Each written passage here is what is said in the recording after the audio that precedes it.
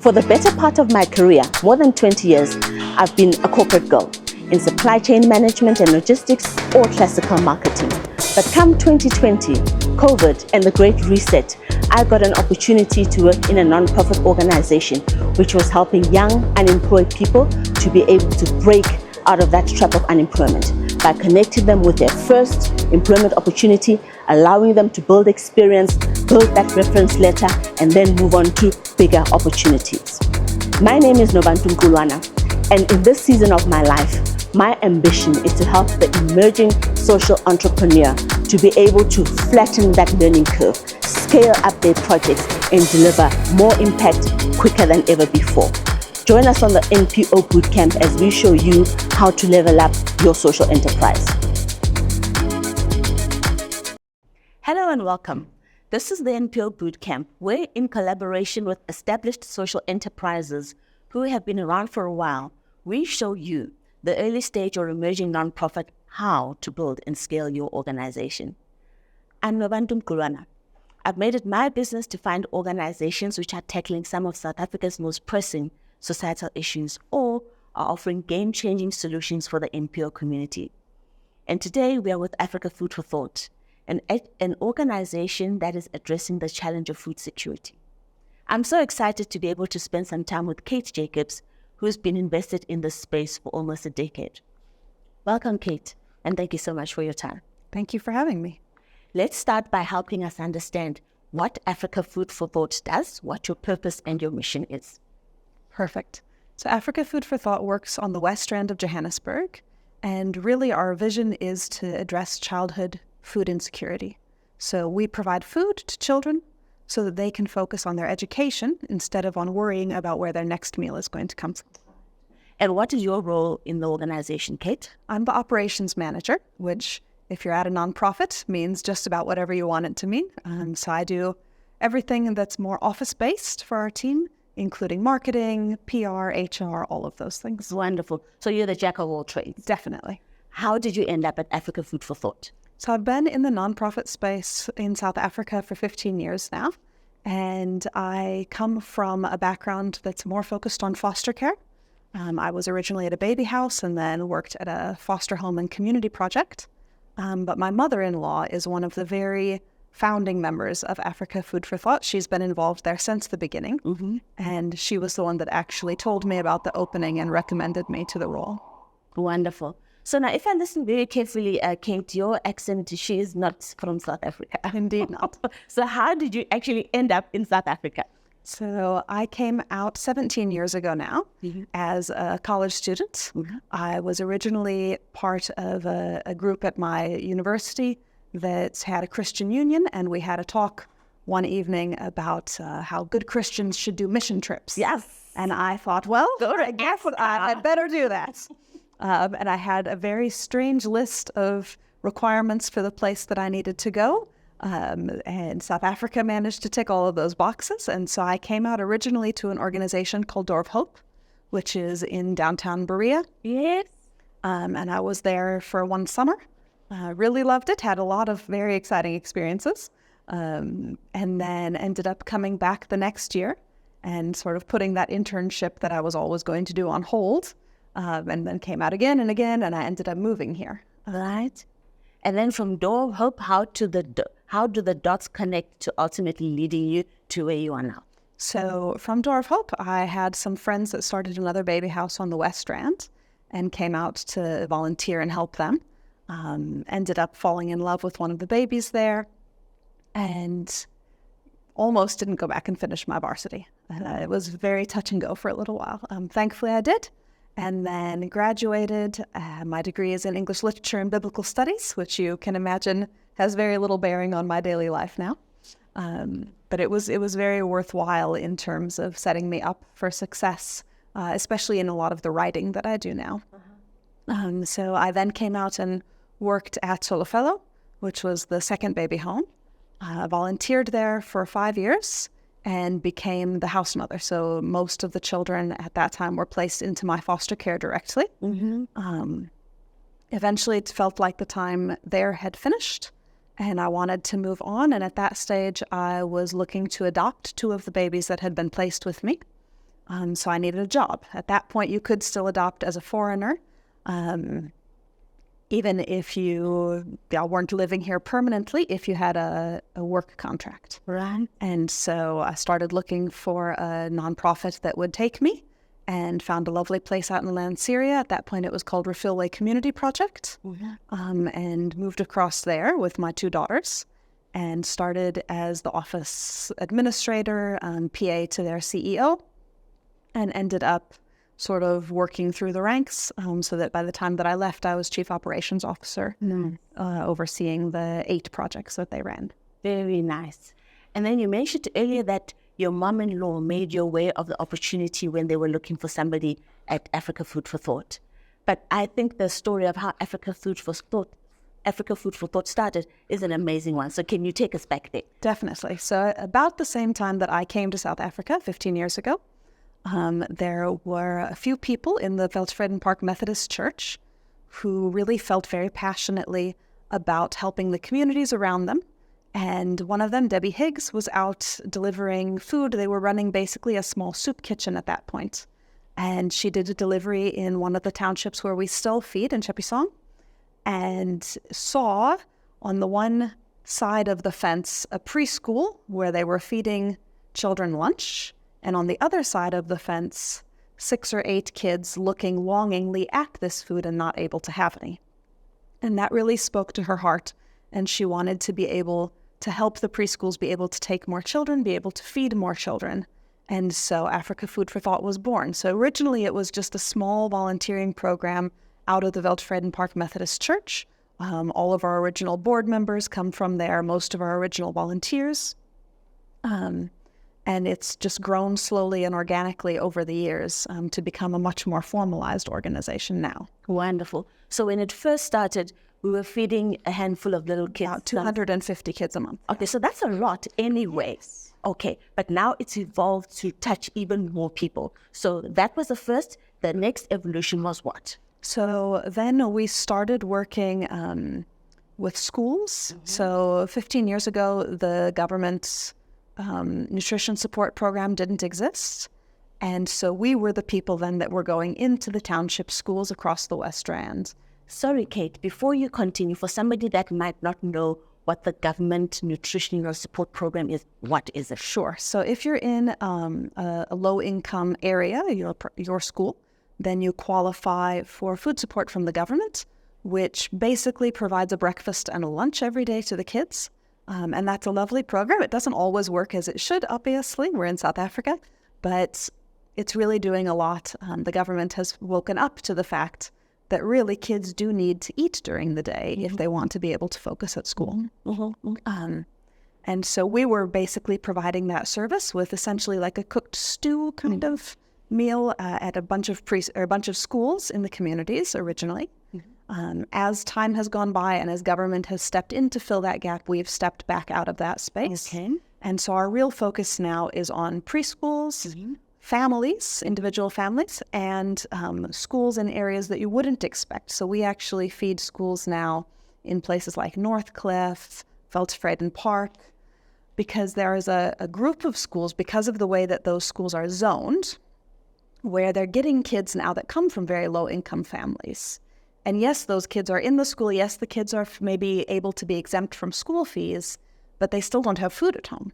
And so they're coming to a school that has much more affluent peers, and they're not eating, they're not having breakfast, and there is no support structure in those schools because it's a richer area for them to be able to access that. So we go in and we partner with the school, where we're providing then generally a sandwich and a snack. And it's been amazing. Northcliffe particularly has some really lovely stories of kids whose marks have gone up by 20%, kids that are now able to participate in sport after school where they just didn't have the energy before, behavioral problems that have been sorted out. And so it really makes a massive difference for those children. Wow, that is so incredible. So this little kid that you've just described would be one that is commuting from somewhere. Could be commuting, but if you think of an area like Northcliffe, for example, you've got Northcliffe, you've got very affluent suburbs. Yes. And in the same geographic space, you've got the community of Windsor, which is a very much more low-income community. There's a lot of drug problems. So you've got a lot of the same social and financial challenges that you're seeing in Soweto in that space, but those kids are now going to this school with kids from very Bororia or very nice areas. Yes. Okay, so you go in there and you would typically engage how with the school governing body or the authorities to get the program running? Yeah, so we would work definitely with the school. All of our school programs are very individually tailored. So we find out what resources the school has, whether they have a kitchen or just a staff room, whether they have someone who is employed to actually do this sort of thing, or if it's just a very caring teacher who is doing it in their spare time, maybe in their break. And then we'll go in and provide them with groceries that will suit their school. So it could just be very simple sandwiches. It could be things like eggs if they have access to a space that they can cook in. Obviously, eggs are great for nutrition. We sometimes are able to do like a protein or an energy bar that the kids can actually keep then until after school, so they've got that afternoon snack. We do a lot of fresh fruit in our programs. That's very important to us to teach the kids about those healthy eating habits. And then we will go in with the schools. We do a weekly delivery.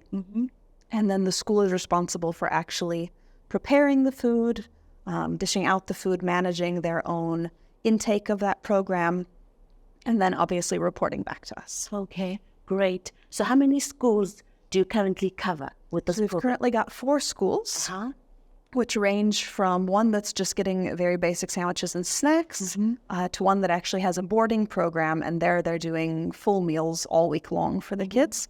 And it's about 250 children in our schools program at the moment. All together across those 4? Yes. So I'm assuming then that you're not feeding everybody in that school? No, certainly Okay, not. so how does that work? So the schools themselves have to determine which children are eligible for the program.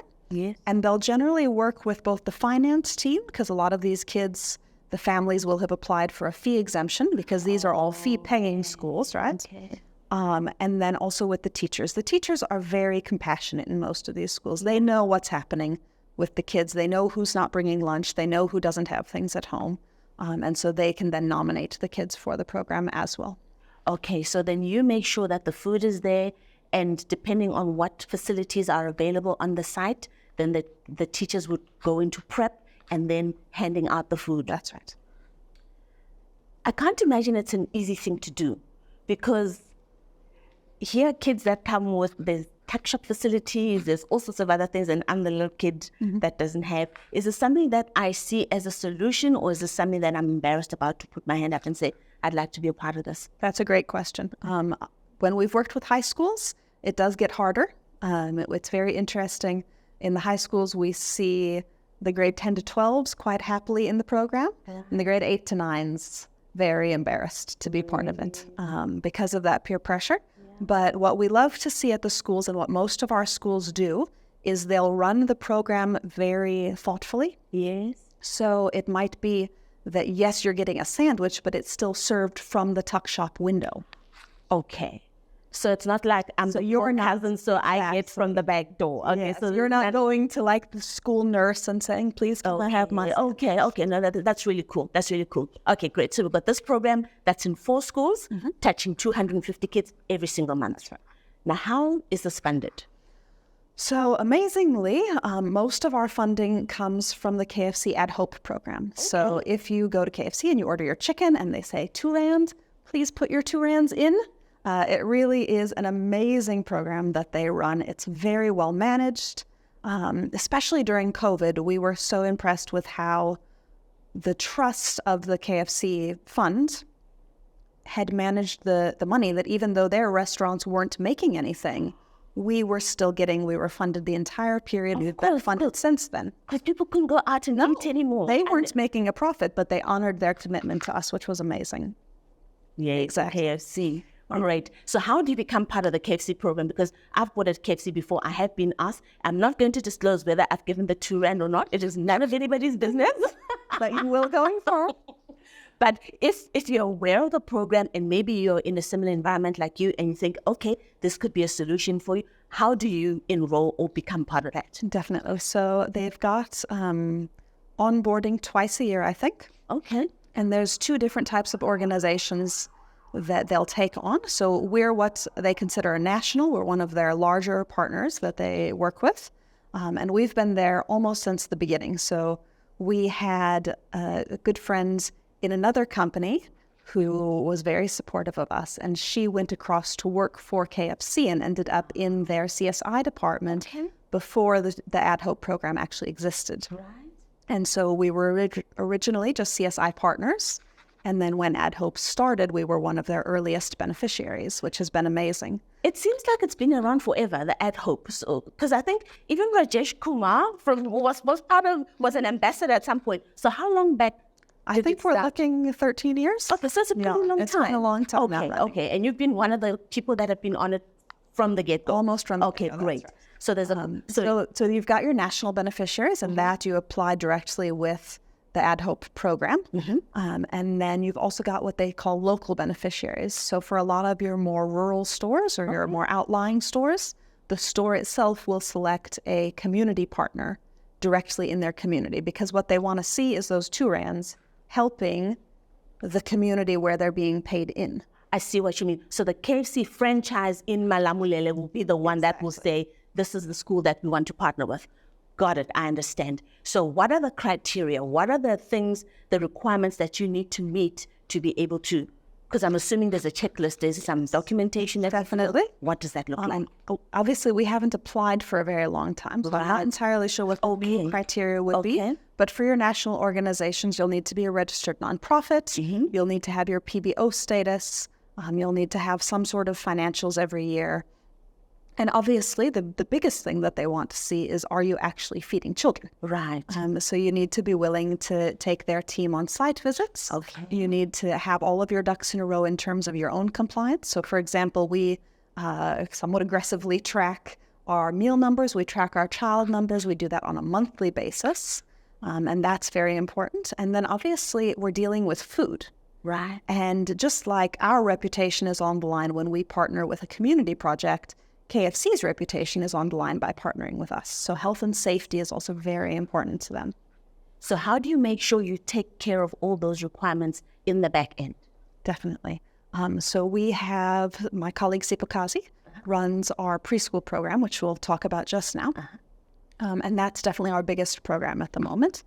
And we do quarterly site visits to our preschools, where we have our own checklist that's based on what KFC and Trialog have developed. And we will go out and assess where the school is. And then obviously we recognize that the school is partnering with us because they're under-resourced. Yes. And so we will then do our best to help them meet the needs that they have. So even if it's something very small, like do you have multiple cutting boards for, meat and vegetables, we will then, if they don't and they can't get that, we would then try to run a drive. So we run a drive generally every year for things like cutting boards that we can provide to the schools. Okay. Wow. So this is to make sure that we are complying and we are an equitable and good partner for the KFC food program, but also to make sure that nobody's getting food poisoning or anything like that in that environment. Great. So now you've segued quite nicely into the preschool program. How does that look like? So the preschools are our biggest program. We have 43 schools and almost 2,400 children. And as I said, that's really where we started, and that's really one of our main pillars. If you are in the food space at all or the child development space, you'll know that basically birth to 6 is really a critical time in a child's life. And so if we've got kids that are not eating, then malnutrition is going to be a problem. And sadly, Johannesburg, with all the resources that we have, actually has the highest rate of childhood stunting in the country. I did not know that. Because we've got a lot of people that are here hustling. They're trying to make ends meet.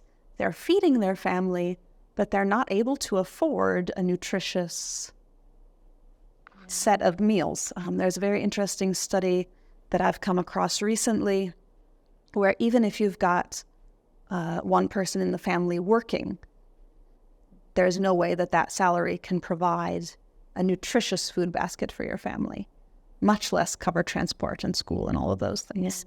And so it's a huge problem that we face. And one of the spaces that we can really help overcome that problem is in the preschool, because a lot of these kids are going to preschool. So if we can feed them well throughout the day, then having less nutrition at home in the evening isn't as much of a crisis. But still, that little kid might go to bed with nothing to eat. Often, yeah. Okay, so let's go back to the kind of preschool setup that you find them in. Definitely. So as I said, we work on the West Rand, Yes. And we work in a variety of communities. So we have schools that are quite formal looking. You know, it's a brick building. They've got nicely painted classrooms with bright colors and little tables and posters on the walls. And then we've got schools that are literally a shack in the middle of a squatter camp, where when it's raining, the kids are having to shift over because they're getting wet. And these are some of the schools that you support? Yes. Okay. Yes, we've got one actually that we're running a campaign for at the moment to raise money to fix their drainage problem.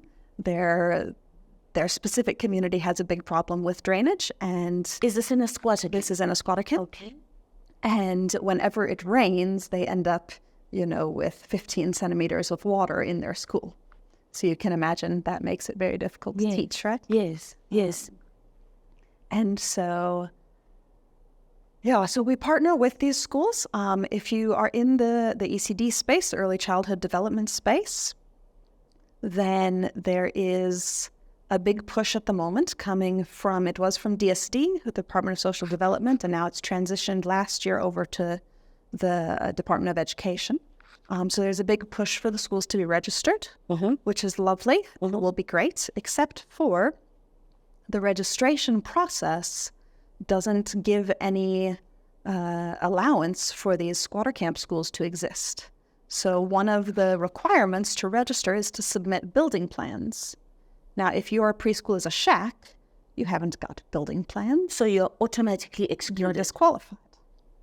So I'm scared to even ask this question, but how many such schools exist in South Africa? Oh, thousands, if not hundreds of thousands. So you are finding in the communities that you operate in a lot more of these schools that are informal structures than what you can actually have capacity to support. Definitely, yes. And there is no way that they can talk to the government because they are not in a proper brick and mortar structure. Correct. So they are engaging with government. There are forums and things that are bringing this up as an issue, but government hasn't yet found a solution for it, which means it's going to be years coming if it ever does. And the reality is the kids in the squatter camps need somewhere safe to be. You can't just say to them, you can't have a preschool here because you're not registered. And so we really try to work with these schools to help them make the space as safe as they can. Right. And then obviously to provide nutritious meals throughout the day. So our kids in an AFFT-funded school are getting a cooked breakfast. AFFT being your organization, okay? Sorry, I was a little bit lost. Sorry, but I'm back. We're not AFFT, it's our acronym. Okay.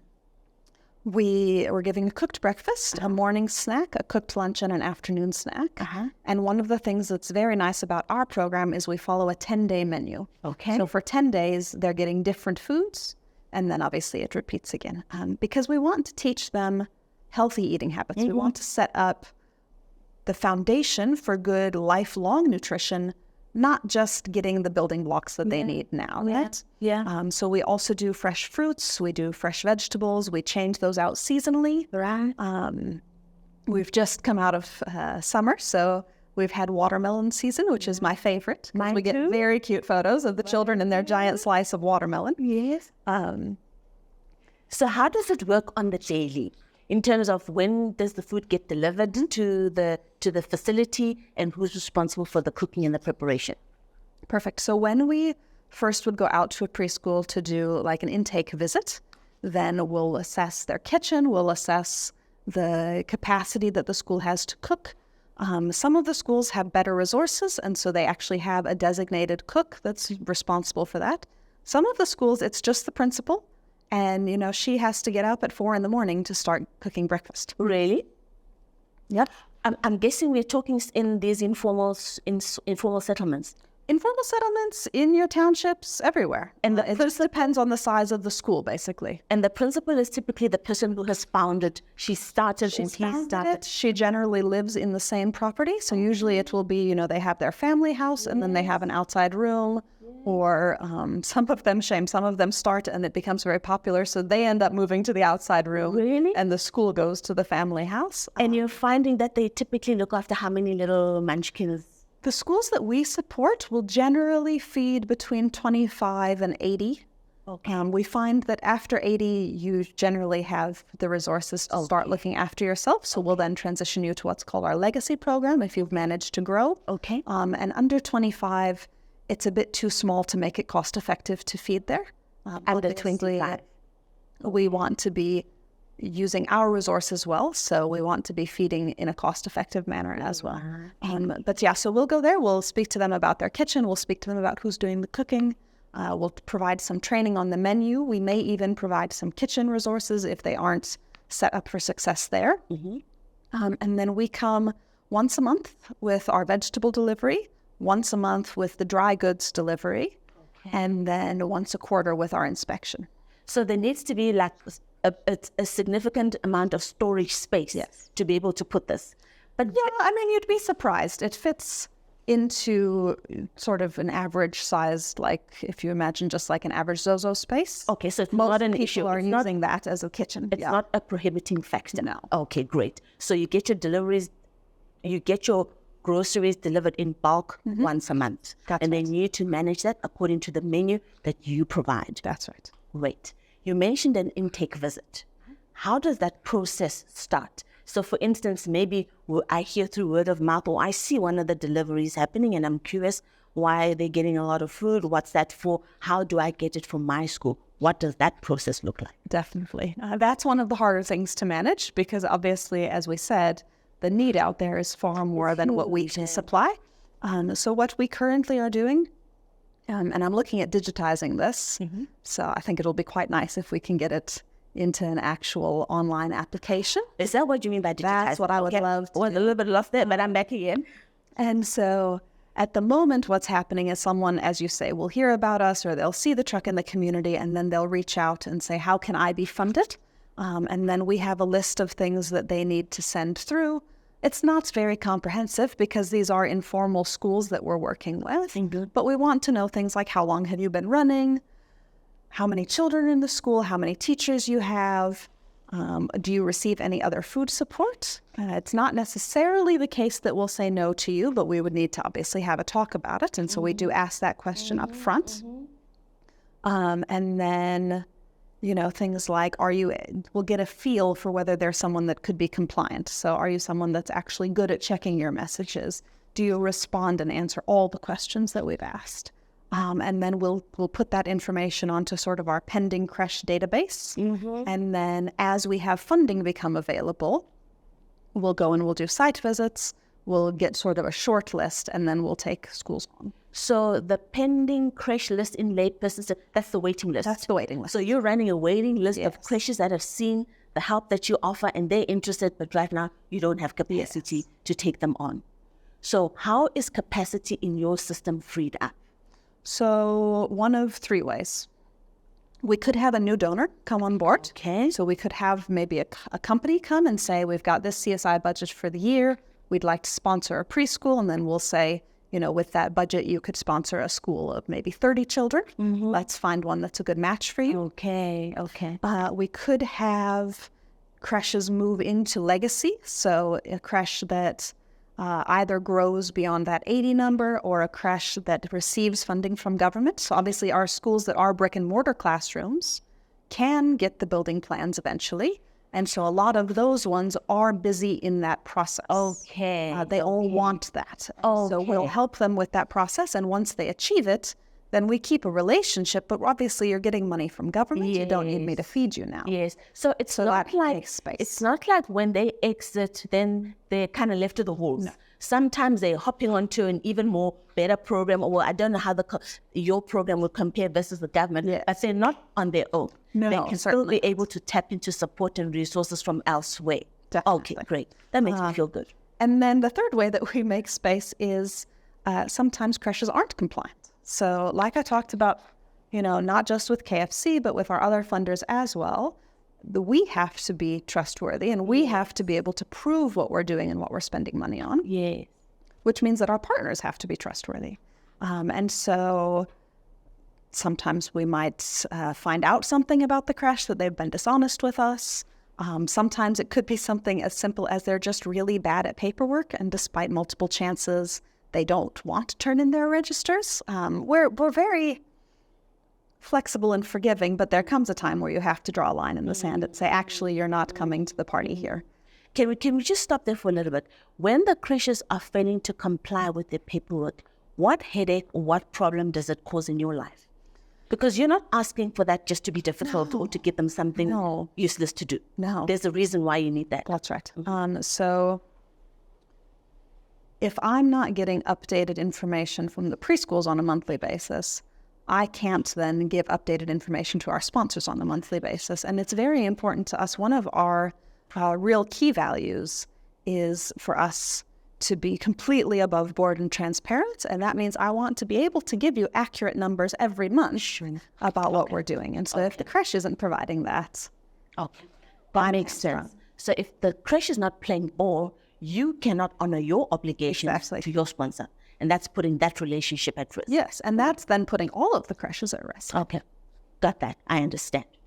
So this is now the creche program. So we've talked about, is that what you call it? Creche or preschool, yeah. Preschool program. So we've talked about how you can get onto it, how you exit through the legacy or through non-compliance. There was a third one. If we get more funding. If you get more funding, great. So you said you're currently in how many schools? We're in 43 schools, and we've got just under 2,400 children in that program. That's massive. That's beautiful. That's little kiddies that if they didn't get those meals at creche, sometimes they're not getting anything to eat at all. Very often, and with a lot of the preschools, before we go in, the food that they're able to give is not great quality. It's often just maybe porridge in the mornings, maybe pop and sauce at lunch. And so when we come in, then the nutritional value really changes a lot. Wow. You know, I'm guessing that the kiddies are going to go home and tell their parents what's happening. Do you find that when they're telling them the kind of food they eat, and I'm sure the parents can see that the kids are changing, maybe they start to get less sick, then the parents want to enroll those kids in the creches that have got your system running. Is that a thing? Do you see that happening? That's a huge thing. And it's something we have to be very conscious of, because when we go in or we choose a new creche, we can change the dynamics within the community, because obviously we're not generally feeding all the preschools in the community. And so it's something we need to be very thoughtful about, especially if we're choosing preschools that have another school very close to them. Yeah. There's a lot of, like a tightrope to maneuver here. Very complicated. To do amazing things. One of the things that you mentioned earlier, Kate, was that when you assess new applicants, you want to understand, are they getting support from a different source? Which other sources do you find in this space that are doing similar kind of work with you? So there's quite a few. We've got what I would consider sort of our direct competitors, although we're still working for the same goal. Yes, one big family, Kate. Exactly. So JAM, which is Joint Aid Mission, they've rebranded now to One Africa. Okay. I've seen their little tins. They used to have tins at the checkout. That's right. Okay, right. I know JAM. They're quite big in this space. Hope Worldwide is also very big in this space. They actually run an amazing program. We've got quite a lot of smaller, food banks, churches. There's a lot of people in each different community that are also working. Okay. And we try to be very conscious about not muscling in on someone else's territory. So, for example, we get a lot of questions as to why we don't work in Deep Sloot. Oh, okay. One of the reasons is that that's a very big One Africa area. Oh, really? They're very invested there. We don't really need to be there if they're there. We just want the kids to be eating. We don't really care who's feeding them. Right. And then, if maybe there's a church that supports you and they give you hot dogs on a Friday. That's fine. Let them keep supporting you. It's lovely to have multiple people invested in a preschool.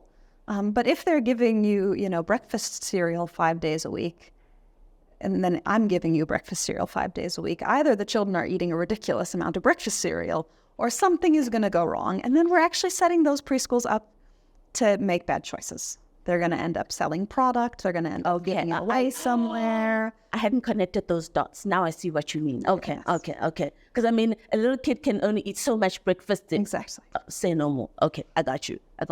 Okay, Great. So this is the Early Childhood Development Program. You've got another program. Tell us about that. Our third program is my personal favorite. It's our Families Program. And our real focus in the Families Program is families where the children are at risk of needing to move to alternate care. In other words, maybe needing to be placed into foster care. So we are primarily focusing on families where they're caring for children that they didn't give birth to. That could be an older sister, a granny, an aunt, where the adults in the house can't work. So they may be very old. We could have adults that are too sick. Obviously, 15 years ago, we had a lot of families where the parent was very, very sick with HIV. Thankfully, now we don't see that as much. We have some lovely stories, actually, where us coming in with the food and having that reliable food to take your medicine with has healed that parent to the point that you would never think there's anything wrong. If you go visit those families now, you think, why are you still on this food program? And so it's a lot of situations where, we're not just taking families on because they're poor. Right. There's hundreds of thousands of those. We can't feed all of those. So we're really focusing on the families that really need the help. Coming from a foster care background, I have seen countless children surrendered to the system who have family, but that family feels overburdened already and they can't take on another mouth to feed. So this is a very child-centered approach. Fair. You are going for the child, and the indirect benefit is to keep that child in that environment. In their family, in their community, in their school, yes. Okay. That's a genius plan. So how does that work?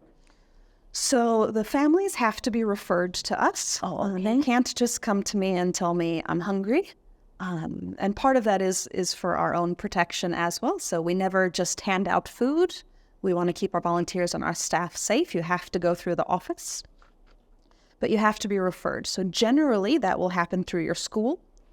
Even if the school isn't an AFFT partner school, they know about us in the community and they can refer children to us. Oh, as in an AFFT partner, meaning that they're not getting support through the KFC initiative or any of your other initiatives. That would be a partner school. Yes. So a child can get help even if they're outside of that system. That's right. Got it. We also often will work with our preschool principals in the communities because these women are often leaders in their community. Right. The communities are very connected. Everyone knows what's happening. And so they can then refer maybe a neighbor down the street to us. They can refer someone that they're aware of. And that's quite nice because they're very familiar with our criteria. So it's an organization that is going to refer the school or a church or somebody, and they will point them to AFFT and say, this is where you go to for help. Yeah. And then what happens next? So then what would happen is the person referring has to complete a form for us to just make that first judgment call. Is this just a poor family or is this someone that meets our criteria? Right. Then some of our team will go out, who will do initially an interview with them to make sure that we understand the situation in the household correctly. We understand who's actually eating the food in the household. We do have situations where sometimes giving food to a house could actually make the situation worse. How so, Kate? So, for example, you might have 3 children, right? And one of your daughters has passed away, and so her children live with you. That would now... I've got my own children, and we're in the same space with my sister. Sure. Right? And she passes away. She's passed away, and now her kids come and live with Got it? Yes. It happens a lot. It does. Right? And so that would qualify you for our program because those kids, if you didn't take them in, they would end up in care. Right? 100%. The criteria is that I'm looking after a kid who is not my biological kid. Okay. And now I'm struggling, and there's a risk that they can go into the foster care system. So we're coming in, we're feeding you. That's wonderful. Sometimes, though, you might have other extended family, and they see now your house has food, and you're already looking after your sister's kids. So I wonder if you wouldn't like to look after my kids as well, because, they really want to come to Joburg, and then they could eat. And sometimes if the primary caregiver doesn't have good boundaries, our initial help might end up with her suddenly having 8 or 10 kids that she's looking after, and we don't want that. Hey, this happens. Very often. This happens. Yes. And Black people find it hard to say no. Very hard to say no. And you want the kids to have that opportunity, don't you? Yes. So what do you do? So we do a lot of counseling with the caregiver. We do even get involved with the extended family sometimes. And sometimes we'll actually say, look, we're going to take the food away if you guys keep taking advantage. We can also have situations where maybe you've got another sister that lives just a few blocks down, and she sees food at your house, and she starts coming and being demanding and saying, you need to feed me and my children, you need to give me some of this food. Because I'm your sister. Yes, and it's hard to say no, but at the end of the day, then you're putting the children that we're actually there for into a worse position. You know, Kate, Black people are not socialized to do this thing. You know, when we were growing up, my mother always used to say, and I'm going to say in Sotho, I know you don't understand, but I'll translate for you. She used to say, "Bana ba motho, bangatela na tlhogo na tjie." It means siblings, even if you've got a grasshopper's head, can you imagine how small is a grasshopper's head? You must share. So do you understand? So it's that vibe that's causing my sister down the road saying, my sister's okay, and she can't like leave me suffering when she's okay, when she's got something. We'll share the little that you've got. It's a big thing. So how do you get people to comply with that? So generally, we are getting involved because you are unhappy about that. Oh, so if you feel like you've got enough to share, you're not going to bring it up with us. Got it. The problem is when someone is putting pressure on you, and you are now suffering and struggling in your house because of this pressure, then you're going to come to me and say, this is what's going on. I don't know how to handle it. Okay, so I'm feeling bulldozed. I'm not able to maintain those boundaries that I'm trying to put up. They're not respecting my boundaries, and now I'm stuck. So I come to you as an escalation point. Then how do you get involved? So then we'll send people out. So our model works where we've got what we call team leaders or family mentors, who are volunteers primarily, that are responsible for generally 4 to 6 families. And they're the family's first point of contact. So they're the people that are doing the deliveries every month. They're the people that are having conversations. They're the people building relationships. And they're the people that the families are coming to with these issues. So the deliveries to the families, do they work in a similar fashion to the creche where they get their bulk delivery every month? Okay, so we know on such and such a day our food is coming. Exactly. Okay, great. And so if the mentor feels that they can handle the situation, they will have that conversation. If they don't, or if they've tried and it's not working, then it'll come to the office. We have 2 very big dudes. No, they're not very big, but they've got personality. Is that what we call it? Yes, they've got personality and presence. And one of them particularly has been with us, I think, also more than 10 years now. So he knows. You can't pull the wool over his eyes. He knows how the families work. Right. And they'll go out then, and they then, with sort of the weight of the office behind them, can go speak to your sister and say to her, listen, this is not how this is going to work. You need to back off. We understand that you are also struggling, but you chose to have those children. So please leave these ones alone. Is there a way, okay, no, I answered my own question. I was going to say, is there a way that my sister can get helped, but my sister does not fit the criteria for this model? She's in a tough position, but those are her biological kids. Your solve is for kids that are at risk of being put in a foster system and being separated from their biological family. So you're going to feed that kid to keep them in that environment. Okay, I get it. It's heartbreaking to have to make these calls. Right? It is. It's very difficult to make. Okay, so this is the family. What do we call this program? The Families Program. The Families Program. So we go in there, we identify the vulnerable kids. Their parent is not alive, somebody has to keep for them. So we bring a food parcel every month to look after these kids. And then we try and keep away family that might want to. I don't want to call them that because they're my family, right? It's my sister, right? So we're feeding them. And then you mentioned mentors that go in there. And what else do the mentors, what other support do the mentors? So the mentors really are mentoring. And I don't love the word mentor because I think it puts them in a position of power that I don't think they should have. But I haven't come up with a good one. So if anybody has a better one for me, you can let me know. But the mentors are going and they're actually providing support more to the caregiver than to the children. because the children are minors. Okay. And we're a very child protection-centered organization. We don't want to ever be putting them at risk.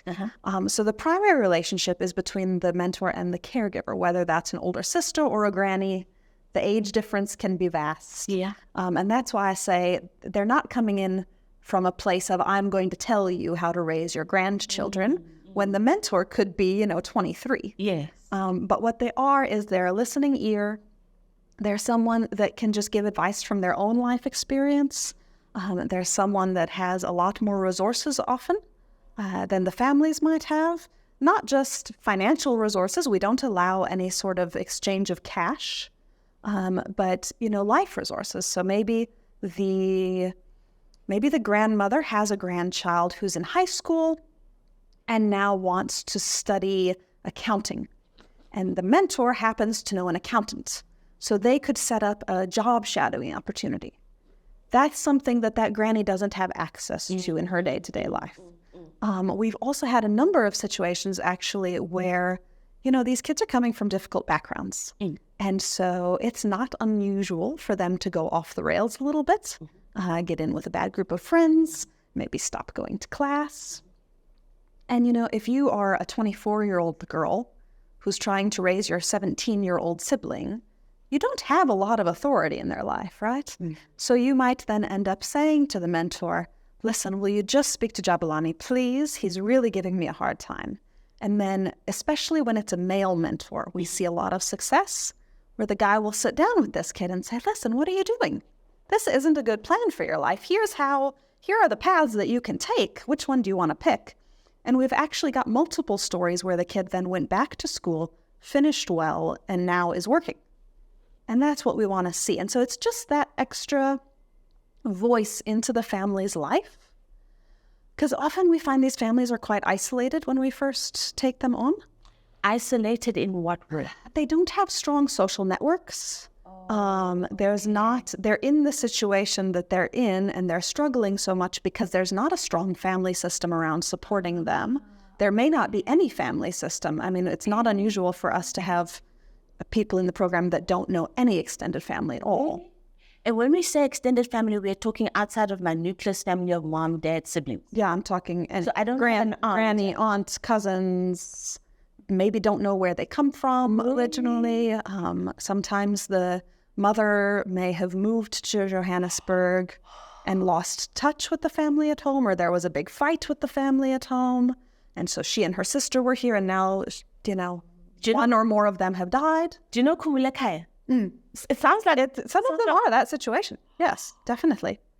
And so, we've got a family, just as an aside, at the moment that we're helping try to get IDs. And it's so difficult because they don't know any relatives. And the mother has passed away. Nationals. They're South African, but the mother didn't have an ID because of her mother's issues.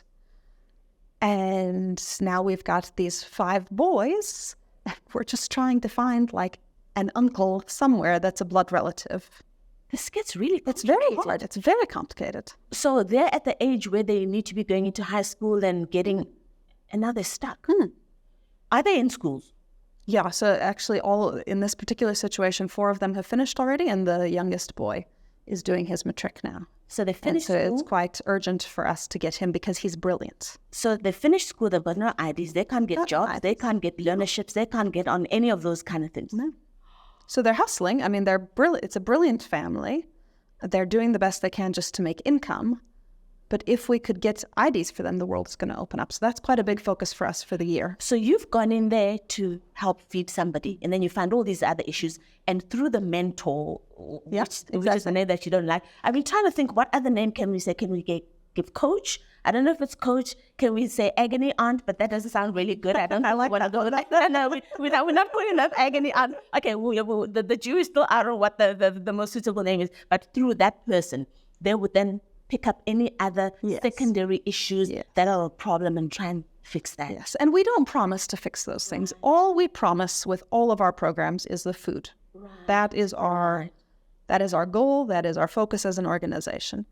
But at the end of the day, we have access to resources that they don't have access to. And I think it's wrong if we don't use that for their benefit. Right. And so we will do things like help with ID problems. We'll help with, trying to find learnerships, trying to find placements. That is so amazing.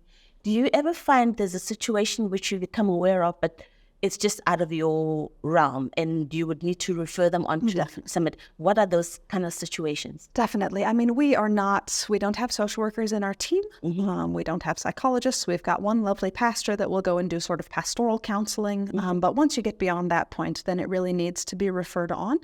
Thankfully, we don't have a lot of families with big drama like that. Okay. But I mean, if you get an allegation of sexual abuse, for example, that immediately needs to get referred to an actual authority.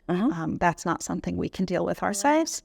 And so, things like that, you've got to definitely have those community partners where you know where to refer people and you've trained your team on how to do that. Because it's not easy. They don't all want to help you. Sure. Okay, so this is the family program. We're feeding. The food that you send us, it cannot just be for the kids, right? No, there's a kid, but the whole family is going to. Yes. Okay, great. And then we get the mentorship. And then what else comes as part of that arrangement? So then once the kids get to high school, we offer educational support. So with our grade 9s, we do subject choice guidance. We'll have a day where they can come in, they learn about themselves, they learn about their skills. We have very frank conversations with them that aren't happening for some reason in the high schools, as far as I can tell. Really? This was the question in my mind. Do we not have life sciences, or I don't know what the term... We have life skills. Yeah? And yes, they have assignments, but I don't know what the conversations are that are happening. But the number of kids, the reason we've developed this program is because of the number of kids that I sit with after matric who have failed because they got like 12% for math, core, and physics. And I'm just sitting there saying, why were you taking this subject? No, I want to be this. Well, you're not going to be. Okay. Did no one tell you that? And so we are the people that are now telling them that. The teacher didn't tell her, but let's be clear. They're probably in a classroom with how many kids? No, exactly. I mean, our township schools are 60 kids in a class? Okay. I think that was when my daughter was in grade 2. Yeah. So, no, it's very tricky. So we're running the grade 9 workshop now where we're sitting with them. We're saying, what are you interested in? What would you like to be? Okay. Looking now at what you'd like to be, what is it realistic for you to be? It doesn't mean that I'm not telling them to reach for their dreams. Yes. But realistically, if you're getting 30% for math in grade 9, you shouldn't be taking math core. I'm sorry. Okay. Unless you're really doing nothing.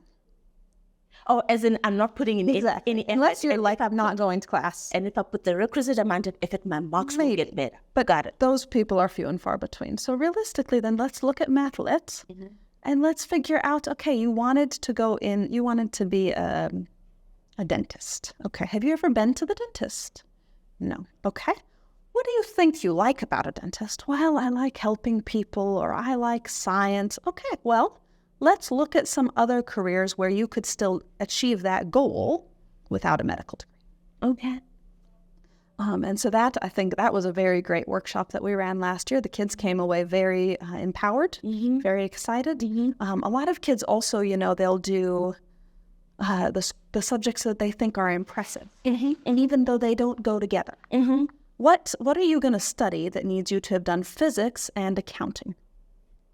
Good question, but I did that in matric. Right? And look at me, baby. I'm all right. You're all right, but you need to put yourself through that is my question. I did not.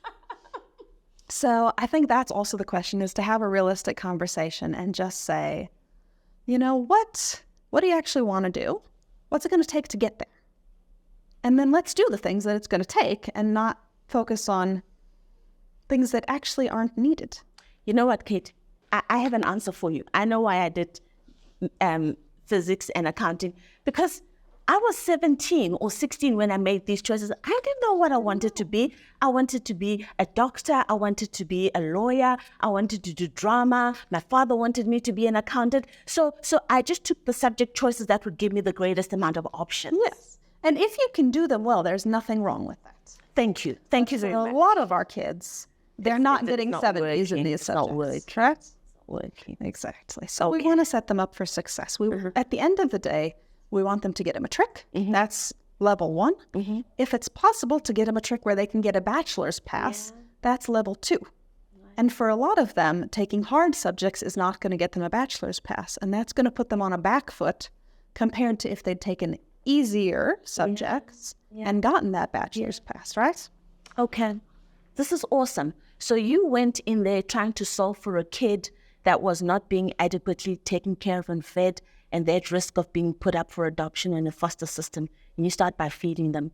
And when you're in there, you realize, there's some of these other challenges that the caretaker, because it's not their biological parent, right? Correct. The caretaker is experiencing challenges in this area. How can we support? And then that evolves into, well, now the child is no longer a toddler. They're now in high school or exiting high school, and they're in a crisis because they don't know what pathways to follow. They don't know what they want or how to get there. And you started to solve for that also. That is so amazing. Is that the full scope of what you do with the families? That's almost the full scope. Okay. So then once they have graduated, we run a small bursary program. So Graduated as in finished matric. finished matric. Okay. So I spoke about Debbie Higgs earlier, who was one of the 2 founders. The other founder was a gentleman called Peter France. So they were both in church together, and they really worked together to get AFFT off the ground. And when Peter France passed away, I think 8-10 years ago now, we started a bursary fund in his memory that was funded by the family. And we've had 13 beneficiaries so far. I think we've got, 31 beneficiaries so far. I think we've got 12 at the moment. And they can do pretty much any post-school opportunity. Okay. So one of the things that we really try to impress upon these kids is that at the end of the day, what matters is, are you making money? Okay. Right? So if you get a job at Checkers stacking shelves, I am going to be just as happy for you as I am for the kid who's running the lab at Lancet now, right? Yes. Because you are providing for yourself, you're providing for your family, you're making a meaningful impact on the economy. It doesn't matter what you're doing. Yes, we'd love for you to be fulfilled and happy and all those things, but let's just first get a job. And be self-sustaining. And be self-sustaining. Got it. And so we will look at, obviously, your varsity degrees. That's great. We're very excited about those. But we'll also look at short courses. We'll help you if you want to rewrite your matric. We don't pay tuition. And it's only for the kids in the families program. So it's not, you can't just apply to it from anywhere because we've got, this much money. It's very small. Okay. We need to be very targeted. Okay, I'm with you. You got to be a kid that has gone through the system with us, and then you now got this issue in order to move on to the next level. So we're not going to be calling out for applications or applicants from people that we do not know. It's people that we're walking the journey with, and we are now taking it to its logical conclusion to get that adult to be a self-sustaining person. Exactly. Okay. And so we fund, it's quite small funding that we do, but it's very impactful for the kids. And again, the mentorship side is really what makes the difference, because these kids are coming from families where they may be the first high school graduate. They're almost always the first person to attend varsity. Really? In 2024? In 2024, which means when they get there, they have no idea what they're doing. They've got nobody to ask. No, they've often not traveled. They come from often a situation where there may not be electricity in the home. There's not necessarily a lot of resources in the home. They're now going into res. We had one young man that phoned his mentor and said, Aunt Grace, I'm at this washing machine. How do I use it? Because he's only hand washed before. But now he's got this resource. Wonderful. It's been provided to him. How do you do it? That is a real culture shock. It is. It's very difficult. And so just being able to have someone that you can phone and ask that kind of question to without them thinking you're stupid. Being able to have someone, that's been through university that can say, hey, did you know that professors have this thing called office hours? Where if you don't know what you're doing, you can actually go ask for help. I see your marks aren't great. Are you doing that? Who have you been asking for help? Are you part of a study group? Are you just knuckling down and doing it by yourself? Well, it's not going to get better if you keep just doing that. How are we going to get you more help? I've just remembered a thought. Do you remember who's Professor Mamukiti Pageng? She was the chancellor, vice chancellor at UCT. She's now left, and they did not part amicably. It was not nice. But I started to follow on social media. She was quite active on social media. And one of the things that she was talking about is how people from the environments that you've just described struggle in their transition to university or tertiary because they're lacking social capital. You don't know that you can ask the question. It's something that you and I take for granted, but for that kid, they don't even know it's within the realm of possibility that it's an okay and acceptable and an expected thing to do. So it's so amazing that you're just helping them navigate that, hey, because a lot of us take so much for granted. No, it really is. And what's also very nice now that we've had, years of kids go through this program is that we've had kids at most of the universities that our kids go to. Right. Which also means if you now start at Free State Bloemfontein, I can put you in touch with someone that finished there who can say, this is the process, this is what I did, this didn't work well, hey, this is a really cool spot on campus to hang out. All of those things. And that's just such a nice resource because, as you say, they don't have that social capital. Yeah. My social capital was my brother.